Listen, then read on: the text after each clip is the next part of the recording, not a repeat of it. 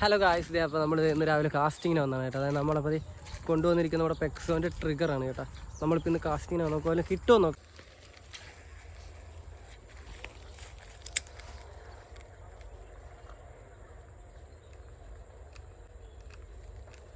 അടിച്ചു കേട്ടോ, നമുക്കൊരു മീൻ അടിച്ചിട്ടുണ്ട് കേട്ടോ. പെക്സോൻ്റെ ട്രിഗറിനകത്ത് വരാനാണ് കേട്ടോ.